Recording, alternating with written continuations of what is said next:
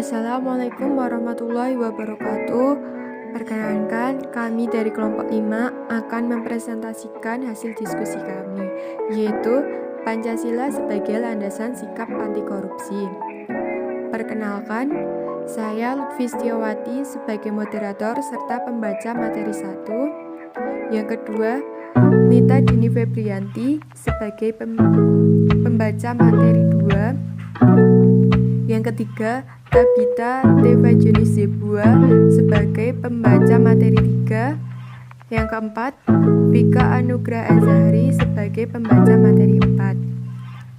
Oke, langsung saja masuk ke dalam materinya. Latar belakang. Pancasila sebagai sumber nilai anti korupsi dibenarkan dengan pernyataan Komisi Pemberantasan Korupsi yang menegaskan bahwa Pancasila merupakan sumber nilai anti korupsi. Persoalannya, arah ideologi sekarang dikesampingkan dan nilai-nilai kearifan lokal semakin ditinggalkan, sehingga terdoronglah seseorang untuk bertindak korupsi, karena korupsi terjadi ketika ada pertemuan dan kesepakatan. Korupsi merupakan masalah krusial yang terjadi di Indonesia. Korupsi berkembang sangat pesat dan meluas sehingga aspek kehidupan masyarakat.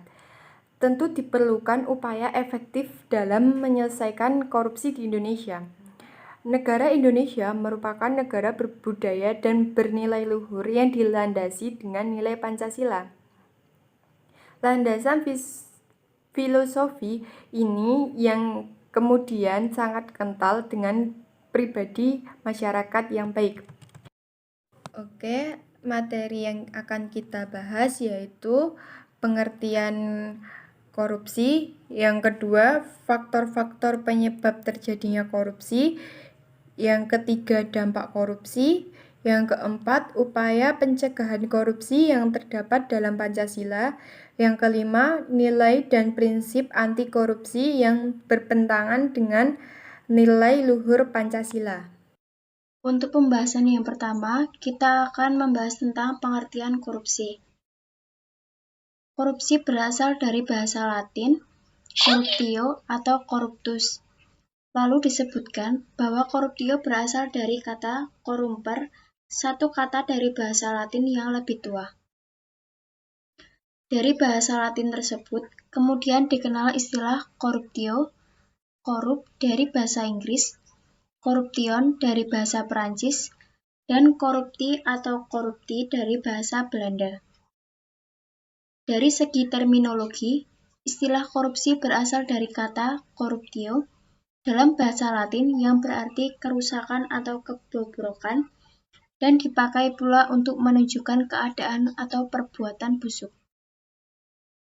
Dalam Kamus Besar Bahasa Indonesia edisi keempat, korupsi didefinisikan lebih spesifik yaitu penyelewengan atau penyalahgunaan uang negara di perusahaan, organisasi, yayasan, dan sebagainya untuk keuntungan pribadi maupun orang lain.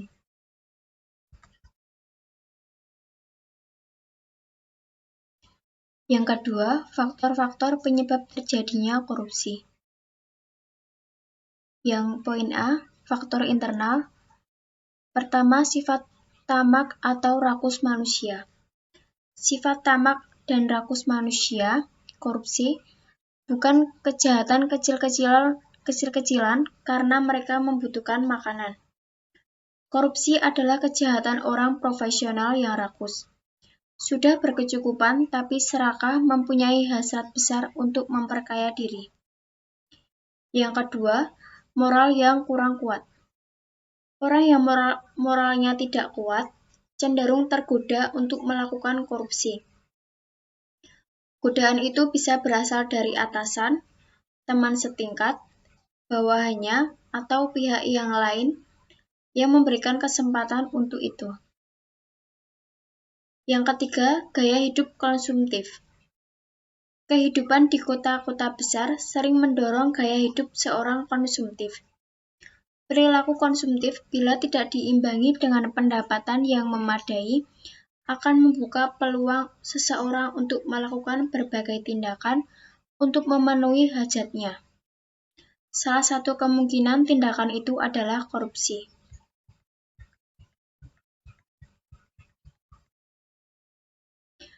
B. Faktor eksternal.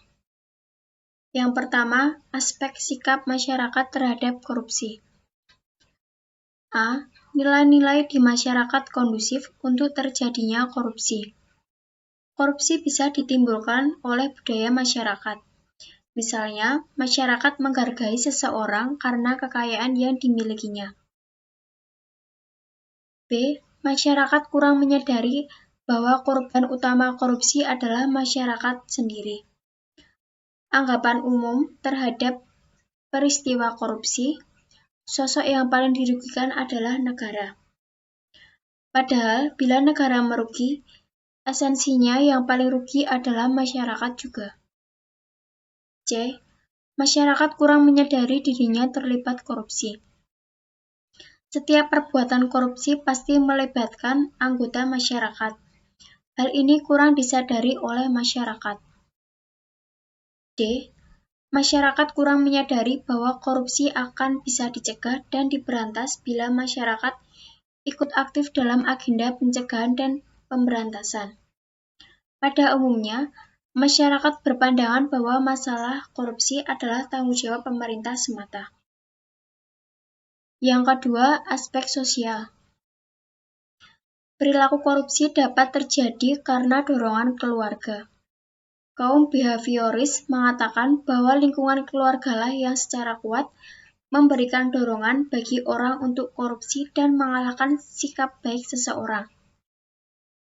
Lingkungan dalam hal ini malah memberikan dorongan dan bukan memberikan hukuman pada orang ketika ia menyalahgunakan kekuasaannya.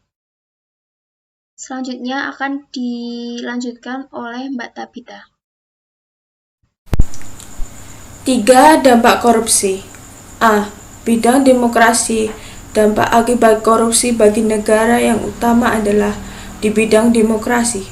Bagi Anda yang pernah menjadi Dewan Pemilihan Tetap atau DPT saat peserta demokrasi pemilu berlangsung pasti pernah mengetahui yang disebut serangan fajar. Sejumlah calon tertentu memberikan imbalan uang bagi siapa saja yang memilih saat pemilu, sehingga ia terpilih menduduki jabatan tertentu. Pemberian imbalan uang tersebut sifatnya adalah sogokan.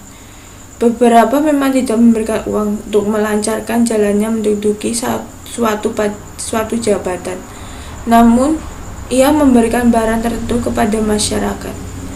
Apapun bentuk sogokan yang diberikan tersebut adalah salah satu bentuknya korupsi. Sayangnya, masyarakat Indonesia kebanyakan tidak cukup cerdas untuk memikir dampak jangka panjang jika mereka menerima sogokan tersebut. Maka, jangan salah jika ada semboyan. Jadilah masyarakat yang baik jika menginginkan pemimpin yang baik. B. Bidang ekonomi. Maju tidaknya suatu negara biasanya diukur dengan tingkat ekonomi negara tersebut. Dan penelitian juga telah membuktikan bahwa makin maju suatu negara biasanya diikuti negara makin rendahnya tingkat korupsi negara tersebut. Korupsi memang biasa terjadi di negara-negara berkembang. Maka tidak heran pula jika negara-negara berkembang memiliki perekonomian tidak baik dan relatif tidak stabil. Bahkan saat beberapa kasus sering ditemukan perusahaan-perusahaan yang memiliki koneksi dengan pejabat mampu bertahan dan dilindungi dari segala macam persaingan. Akibatnya, perusahaan-perusahaan yang tidak efisien bertahan dan justru merugikan perekonomian negara. 4. Upaya pencegahan korupsi terhadap Pancasila. 1. Ketuhanan Yang Maha Esa. Artinya, bahwa dalam pembentukan hukum di Indonesia harus dilandasi oleh nilai-nilai ketuhanan atau keagamaan. Selain itu juga, dalam setiap pembentukan hukum harus ada jaminan bagi kebebasan dan tidak boleh ada hukum yang mengistimewakan dan melandaskan pada salah satu agama tertentu dan mengati kritik agama yang lain.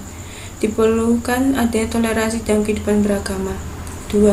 Kemanusiaan yang adil dan beradab. Artinya, bahwa dalam setiap pembentukan hukum harus ada jaminan penghormatan hak asasi manusia, karena hak asasi manusia atau HAM adalah hak dasar yang dimiliki dan melekat pada diri manusia sejak lahir, sehingga diperlukan jaminan terhadap pelindungan HAM. 3. Persatuan Indonesia. Artinya, bahwa dalam setiap pembentukan hukum harus memperhatikan persatuan atau integritas bangsa dan negara.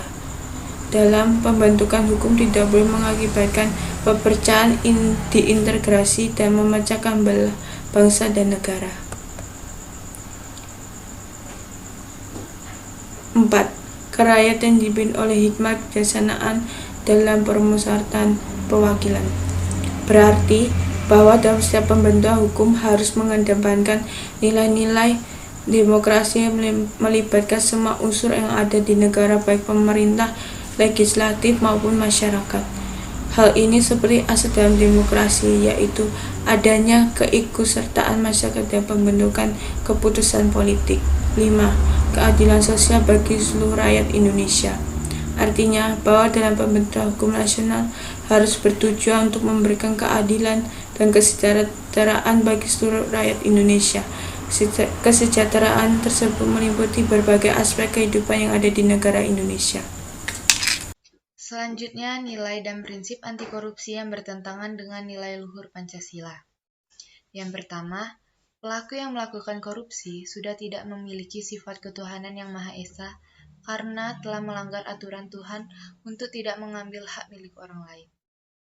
Yang kedua, melanggar sila kedua, kemanusiaan yang adil dan beradab, di mana orang yang melakukan korupsi akan berakibat menyengsarakan orang lain karena mengambil hak-hak orang lain secara sengaja untuk kebutuhan pribadi.